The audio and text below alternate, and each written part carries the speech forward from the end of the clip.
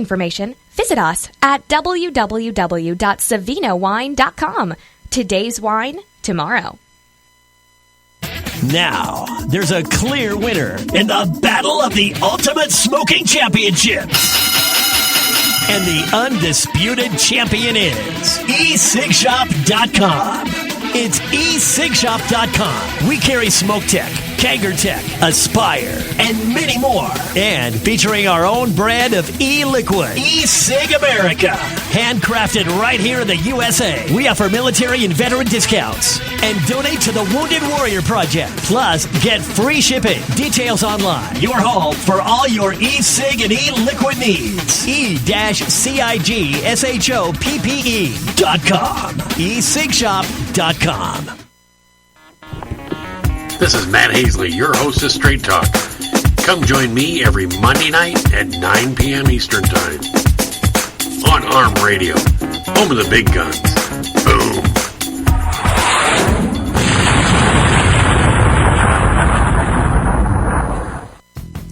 Uh-oh, I think I've been seduced. I went online to seduceme.com and I found the latest and hottest shoe trends. What makes me a seducer? I'm confident, classy, sexy, comfortable in my own skin. I'm a lover of shoes and style, and I have a sharp eye for design. seduceme.com is delighted and dedicated in selling the trendiest and most fashionable must-have shoes and accessories. Get seduced now. Go to shoeduceme.com. Trust Princeton Fuel in Arlington to help you avoid the Montreal Express this winter. Their professionals will attend to your every heating need, whether it's oil delivery, new heating systems, or maintenance and repair. Family owned and operated for over 25 years. Located at 46 Frost Street in Arlington. Call Princeton Fuel at 781-643-0058 now. And don't get left out in the cold. Who's the candy man? Why, Brian Smiley, of course. Brian Smiley Candy Company. There you'll find aisles and aisles of every candy imaginable. Brian Smiley Candy Company is located at 35 Industrial Parkway in Woburn, Massachusetts. They're open Monday through Friday from 8 to 4:30 p.m. or call them at 781-935-1660. Brian Smiley is the candy man. Are you looking to buy prescription eyeglasses? Family owned and operated EyeFramePros.com is your online store for prescription eyeglasses. Select the eyewear of your choice from our variety of frames, fill out the prescription information, and place your order in no time. After this quick and easy process, you'll receive your prescription glasses in a few days. All major credit cards accepted. Visit us at EyeFramePros.com. That's EYEFramePros.com. See what you are missing.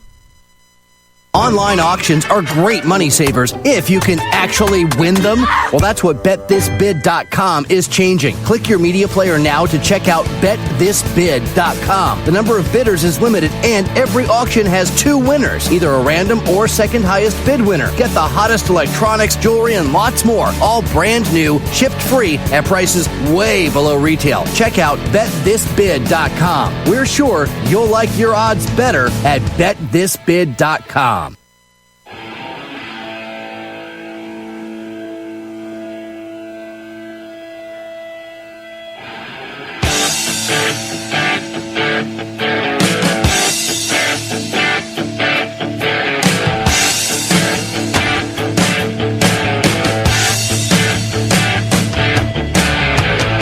All right, we are back, and our ghost hunters have returned. Please welcome into the man cave Frankie Calais, who's been here the whole time, sitting quietly, just kind of paying attention to everything. Let's hit the right buttons here. All right, there we go. Now we're talking. Now we got it going on. Patrick Davis. Good to be back. And Heather Bumpus. We made it out of there. We made it out. Alive. Okay. Alive. And with stories. Now we were there.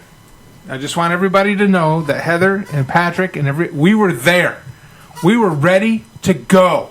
Were we not? Flesh. Yes, we were. Yes, we were there. And then what happened? Your equipment decided not to work. And actually, I see that it's working now. Working fine. It started up working fine, though, I heard. And We then did. right when we wanted to go on the air, it did not work. It did. Yeah, we were testing it and everything. Yep. Intro, he said, here we are at the Hutto Cemetery. And then it just went... That was that. Done. That's about all they wanted. So we decided that since you had to come back here and get on live, that we did some investigating. we would stay. And it was very, very interesting to us. Was it okay? Well, Yes. tell us what happened. Go ahead, Patrick. Well, grab a seat, guy. Where's the seats? I'm good. I'm good, actually. I will say the creepiest thing. I'm good. Okay, obviously you don't hunt ghosts sober. That's what everybody needs to understand is Frankie, which is me. I'm talking to myself in third person. I concocted this drink. It's for you guys And out she's there. been drinking Please do it. not abuse it. Yes, I have. Yes, we have. Do not abuse this power I'm giving you.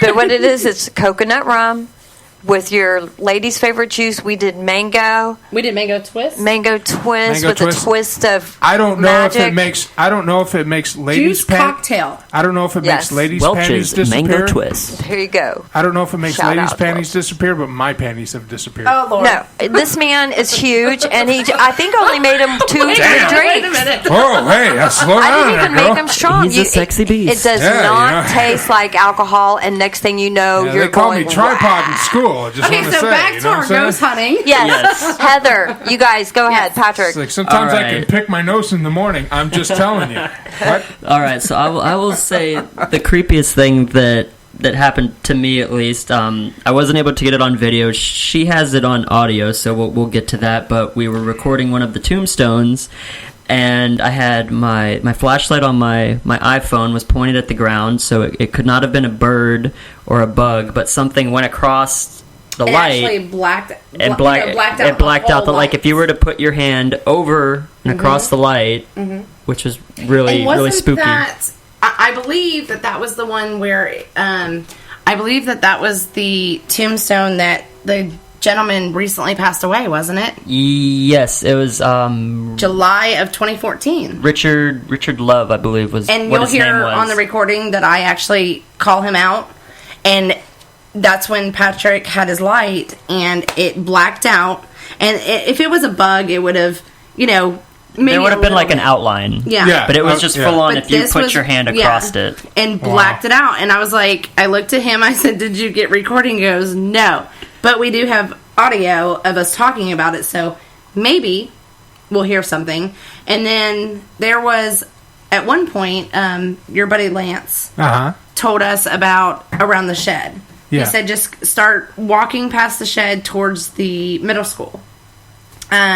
Which is on the edge of the cemetery. Right. Well, yeah, kind of. Yeah, it's about middle edge of the We could cemetery. have got lost a little bit, but we're good. Drinking. It's the coconut We had to rum. find the road. So, It is dark. we got by the shed, and it was. I didn't say anything at first. Patrick didn't say anything at first, but then both of us at the same time were like, "Do you feel that?" Yeah, it was just an all-around like uneasy feeling, hair on the back of your neck standing up. Coldness. Remember, we got the coldness. It was kind of like just if you were to walk into like a freezer, basically. And then in the end, after we did a little more walking, we walked back through there, and when we walked past the shed, it was like just walking out of the freezer, like warmth and Yeah, and we went there twice. We went to that area twice to make sure, and both times it was an eerie Temperature change. feeling. There was temperature change, but we only felt it from about our torso. from about the waist up. It was very weird, and then we actually found a little path back there. Remember the little? Yes. And when we walked back there, it was the cliff. There was a cliff there. We found some vases of flowers back there where there was no gravesite. No graves or nothing. No. Yeah, this was a good probably 30 feet from like the last gravestone, and it's just back in the middle of nowhere, right next to one of the cliffs. And I mean, it's just like there were two of them. I have a picture up that I took of them, but yeah, it's just like the flowers that you would put in a vase and set them by somebody's grave, but they were just like cast aside out there. It was really creepy. And we did find one tombstone that it looked like there were vases or pictures or something that somebody trashed. Like they were broken up. We actually got a picture of that. But when we were back in that area that we found where the flowers were, he kind of went further towards the cliff, and I kind of stayed back. I was being a little adventurous, so I ventured toward the cliff. I had my light on. Tell people about the cliff. No, this is a different So Patrick side. was being more lubricated. Yes. And he just turned to me and he says, I have a very eerie feeling. He's like... But didn't Lance tell you that was going to happen, though? No, this was not in the same area. This was this wasn't where the mother had pushed off her kids. This was pretty much a little bit right behind Lance's house. It was actually behind the shed. Yeah. So she was looking around and watching out for spiders because she had already almost walked in. She walked into about almost 3 of them. No, I almost walked did. into the big orb weavers, right? Oh, gosh, yeah. So I decided to be a little more adventurous and venture out a little forth, and it was probably good 10-15-foot drop over the thing, and she's just looking around taking pictures, and I was just basically like, nope. Yeah, turned around and was like, nope. He says, I have an eerie feeling, let's go. I don't want to be around here. Let's go. Now, we did walk down. There's an area that Lance told us about, which you know the history on, the mother that pushed her children over the cliff. Threw her kids over the cliff, yeah. Now, she wanted to go to Houston to party. Right. Now, we did find the road to go down there, and we found it, and... What's the story? Okay, the story is the mother supposedly took the kids there, pushed them over the cliff because she wanted to go party with her boyfriend, and there were two. There were two of them. One of the kids that fell died on impact. The other, I think, from what they said, lived to about another day. Couldn't walk, couldn't move. Yeah. So was just stuck there with. We don't know if there was a boy or girl, but stuck there with their other sibling. The little boy died. On impact, the little girl, they say, lived for 12 hours. Okay. So during those 12 hours. When we were there... died from exposure. When we were there, I was doing the EVPs and talking, and I got... It wasn't like an eerie... Well, it was kind of eerie, I guess, because of the story, but... I got very emotional. I even told Patrick, I said, I feel emotional. And I don't know if and I even said, maybe it's because I know the story. But no, this was just overwhelming feeling came over me. And then we started talking about that these children, they're children. They don't know. And I told him, I said, I seriously think that they're still here thinking their mother's going to come back for them. Wow. So it was, we had some interesting moments. That we did. and Heather, about did something happen to where you were touched? Remember, as we were over there where the kids had been pushed off the cliff, and we started getting this feeling, and we both were talking about it, and then it felt like something pinched my side. And I even called it out to Patrick. I said, wasn't one of those orb weavers that No. It was just it felt like a little pinch, and that's when it was after the pinch is when I got emotional. And I even, said something to Patrick. I said, I feel really emotional right now. And then there were a couple times, remember when we walked to the shed the first time, as we were walking, I got an instant pain in my head, remember? And I said that I got a sudden headache. And I feel like over by the shed, there is something, it's either somebody lost or he doesn't like people, but to me it felt like it was possibly a man, because when we went over there we were talking to different names off of gravestones that we found, and he's an angry spirit, very angry. Yes. Mm-hmm. So he lashed out at you, or what? Well, it's just like I said, I got the instant headache. We both had that eerie feeling. We both got that cold. Yeah, basically like hair on the back of your neck standing up. Like you're not supposed to be here. Yeah.